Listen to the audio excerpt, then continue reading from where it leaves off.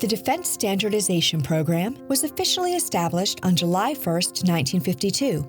However, its gestation occurred over a period of 15 years. The first effort to create an organization to develop joint procurement documents for the military took place in 1937. Before 1952, all joint standardization efforts resulted from military organizations recognizing the benefits of standardization and working together to commit resources and support each other in exchange for future benefits. Recognizing how important standardization is in terms of operational success, logistics support, and reducing costs, in 1952, the United States Congress passed the Public Law 436, Chapter 539, the Defense Cataloging and Standardization Act. The public law essentially directs two things. First, the law directs the Secretary of Defense to establish a single standardization program for the development and maintenance of specifications and standards. Secondly, the law requires that DoD achieve the highest practicable degree of standardization of items and practices. Although the law does not define what is meant by highest practicable degree, it is clear that Congress wants to see standardization across the DoD when it makes sense to do so. The first of many defense standardization policies and procedures applicable through the Department of Defense was issued in 1953.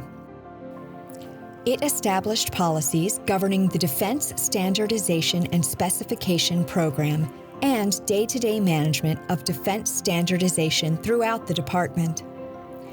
Both now and in the distant past, DoD policy promotes standardization of materiel, facilities, and engineering practices to improve military operational readiness and reduce total ownership costs and acquisition cycle time.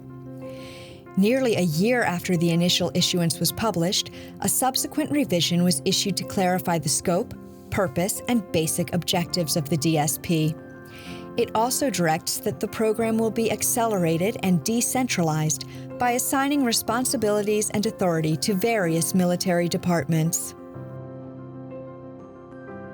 In 1962, the DoD recognized the benefits of using non-government standards when it adopted 12 documents into DoD's standard system for repetitive use in procurement. The DoD leads all federal agencies in non-government standards use. The department encourages its employees to participate, whenever appropriate, in standards development organizations and other non-government standards bodies committee activities, and adopt the products of this engagement. That way, the DoD has increased access to technological advancements of the private sector. The Navy Forms and Publications Supply Office in Philadelphia was established on May 31, 1964, to centralize the distribution of all DoD specifications and standards. One of its responsibilities was to serve as the DoD single stock point for all DSP documents. It undertook a significant task of collecting thousands of military and federal specifications and standards in order to create the first centralized stock point for printing, distributing, stocking, and indexing specifications and standards.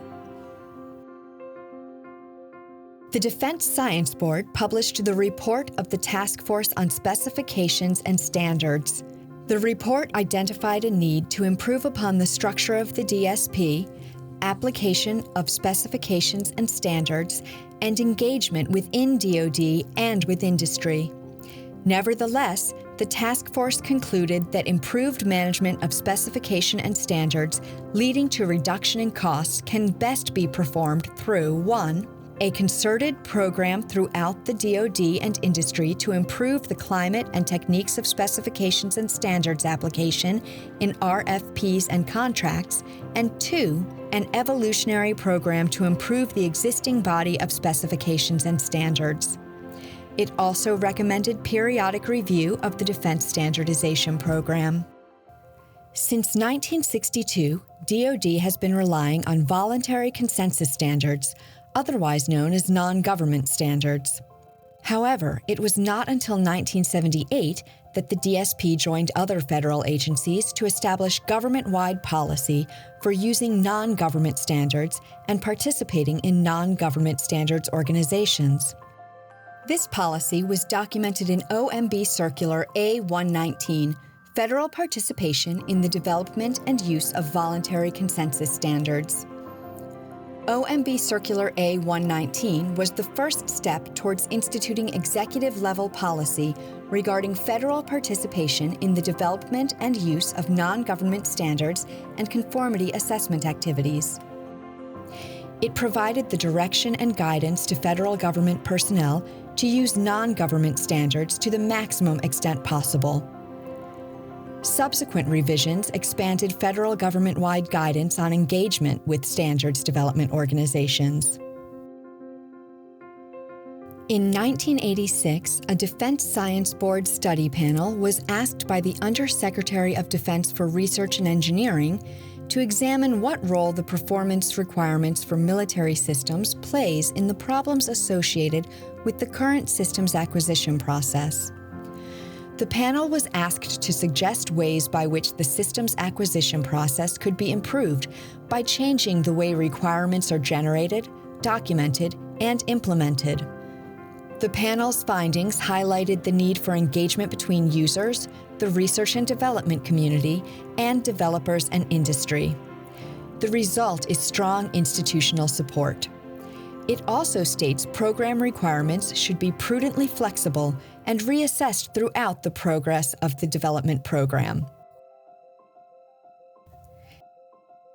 Secretary Dick Cheney's Defense Management Review, conducted under terms provided in the National Security Review 11, focused on development of a plan to improve the defense procurement process and management of the Pentagon. The final report lists several recommendations, including the simplification of specifications cited as requirements documents. It called for DoD work to streamline the use of detailed specifications and the use of broad performance specifications in weapons design to allow for increased flexibility throughout the acquisition process. In essence, specifications and standards used by the DoD to purchase everything from bombs to boots must be technologically current, contain only necessary requirements, and comply with the policies and procedures of the DSP. As a result of the Defense Management Review, DSP procedures and procurement practices changed to ensure defense acquisitions take full advantage of commercial products and technological advancements in industry. Mil-spec reform started in the mid-1990s as part of the DoD's cost-cutting measures and an effort to increase access to commercial state-of-the-art technology. It was kicked off by a memo signed by Secretary Perry in July of 1994. The memo, dubbed the Perry Directive, directed DoD to end the automatic imposition of military specifications and standards that dictate business practices on contractors. It called for greater use of performance specifications and use of suitable non-government standards in lieu of military specifications and standards, unless no practical alternative exists to meet user needs. It also encouraged contractors to propose alternatives to military or federal specifications or standards cited in solicitations. A guiding principle of specification and standards reform is to leave manufacturing and management processes to the contractor's discretion. On March 7, 1996, President Clinton signed into law Public Law 104-113, National Technology Transfer and Advancement Act of 1995. Section 12, Standards of Conformity, of this Act incorporates the principles of OMB A-119 Circular. This section requires federal agencies to adopt and use, to the extent practicable, non-government standards, and to work closely with standards development organizations to ensure these standards are consistent with agency needs. The DoD integrated the Act's requirements into DSP policies and procedures and renewed its commitment to participating in non-government standards bodies, including standards development organizations.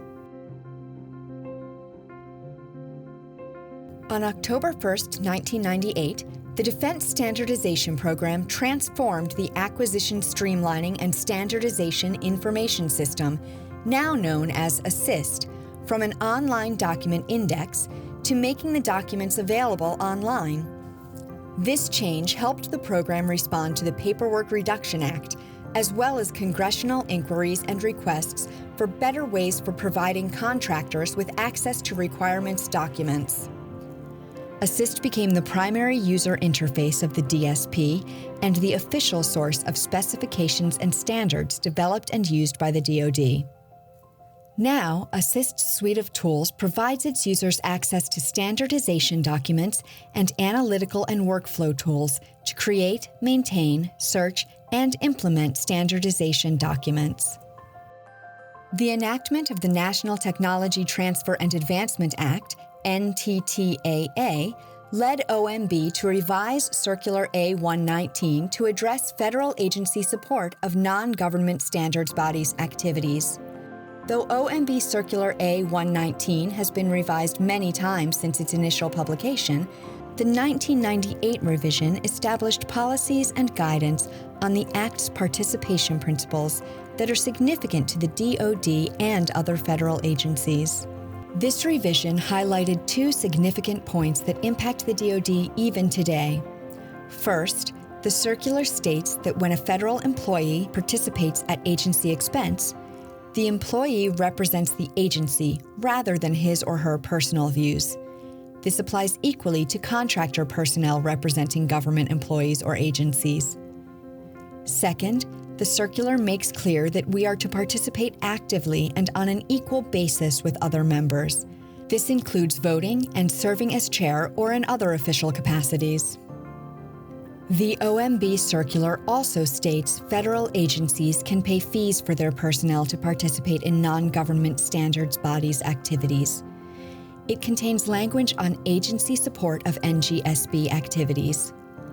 Support should be limited to that which clearly furthers agency missions and priorities and is within agency resource constraints. Public policy clearly encourages participation in NGSB activities and even states that we can pay appropriate fees. To help foster interoperability, DoD policy required program managers to identify, early in the design process, any international standardization agreements or U.S. implementing documents that apply to the program in order to help ensure interoperability with allies' systems and equipment.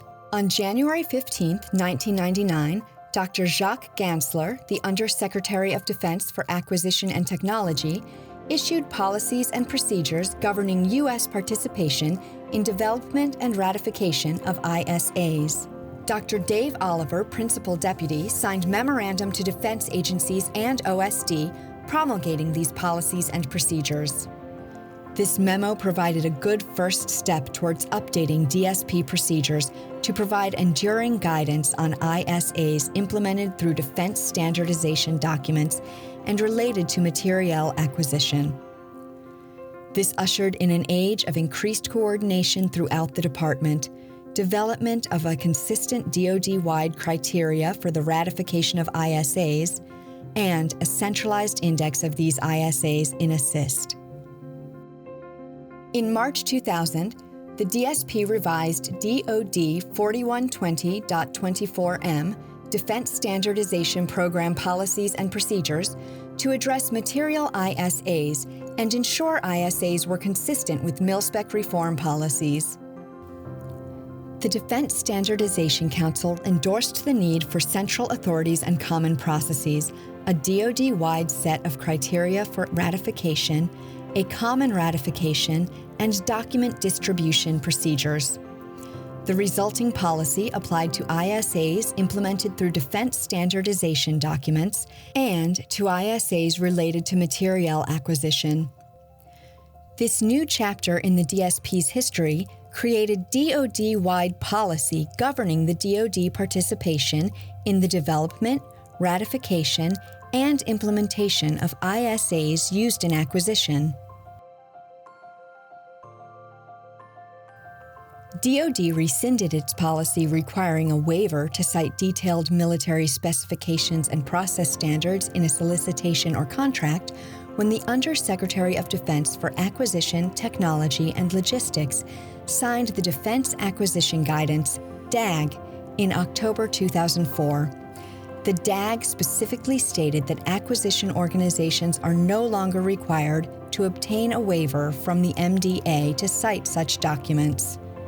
Louis A. Kratz, Assistant Deputy Undersecretary of Defense, Logistics, Plans, and Programs, and the Defense Standardization Executive issued a memorandum in March 2005 eliminating the waiver requirement across DoD. He noted that the elimination of the waiver requirement should not be interpreted as returning to the old way of doing business, but as recognition that cultural change had taken place in DoD regarding the proper application of specifications and standards. The Qualified Products Database went live on April 3, 2006. The QPD was developed to serve as the official repository for all qualification information in the form of qualification data sets. It also contains qualification information regarding products and manufacturers as compiled and maintained by the individual qualifying activities.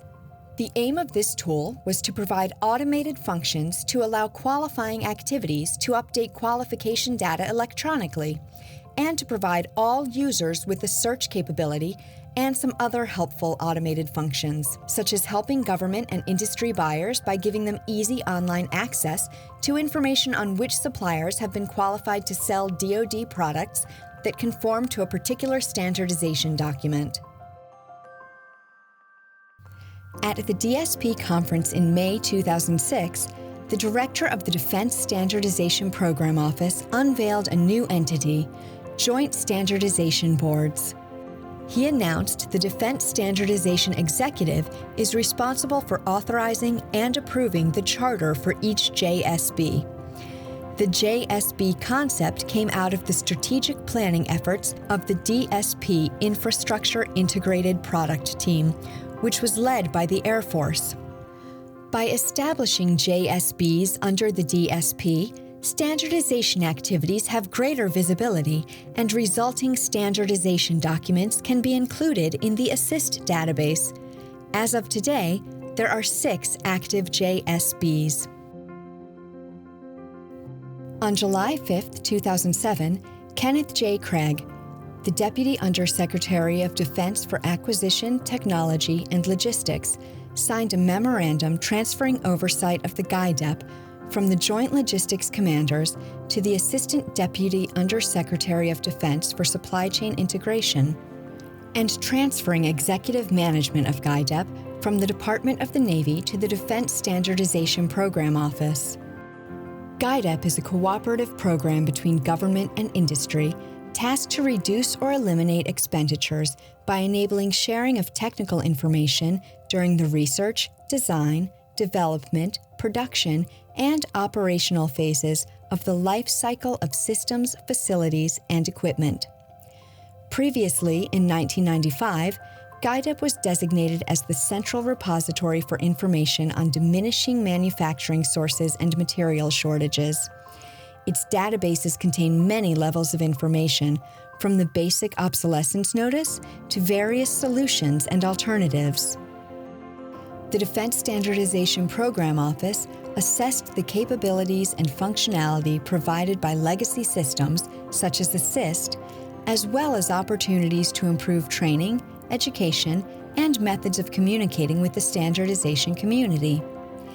In 2017, the assessment report was completed, which led to the development of a 5-year strategy to modernize ASSIST and to leverage social media and Defense Acquisition University's community of practice.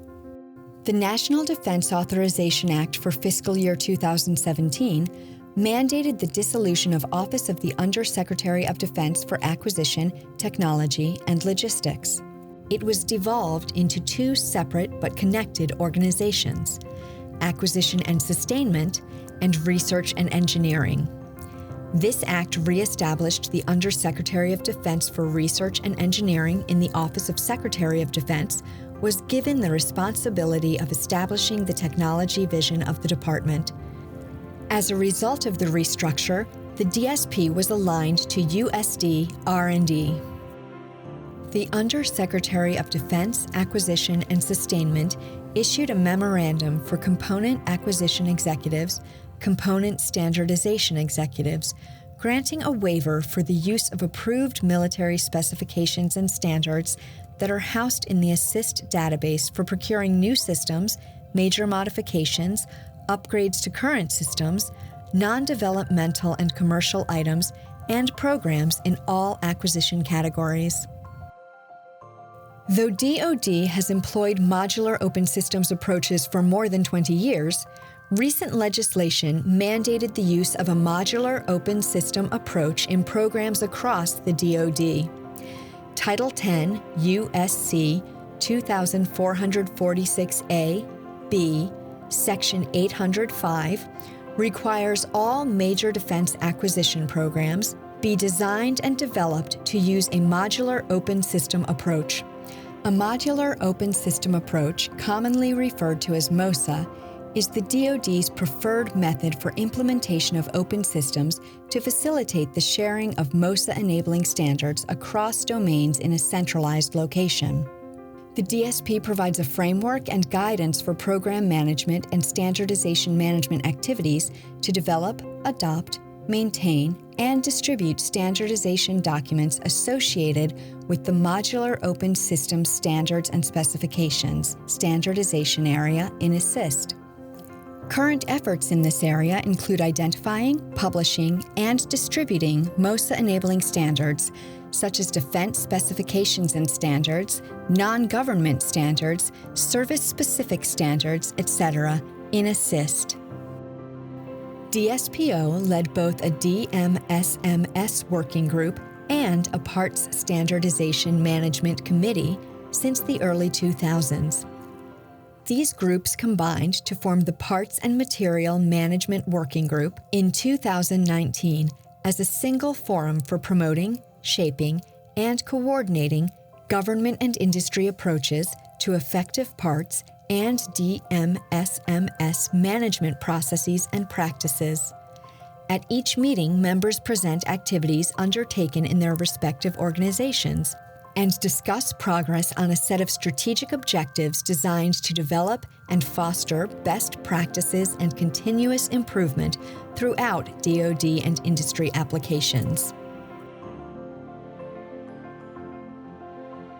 Though DoD has a long history of engaging with standards development organizations and non-government standards bodies, and using non-government standards in lieu of military unique standards to meet its needs, it has become increasingly critical to do so as a means for accessing advanced technology and innovation. In November 2021, the Defense Standardization Executive signed a memo to emphasize the importance of DoD participation in non-government standards. The result of participation in NGSB activities and standards development is a standard that achieves excellence and a balance of competing interests that may not have been possible without input from a diverse group of experts from academia, industry, standards developing organizations, government, and interested parties.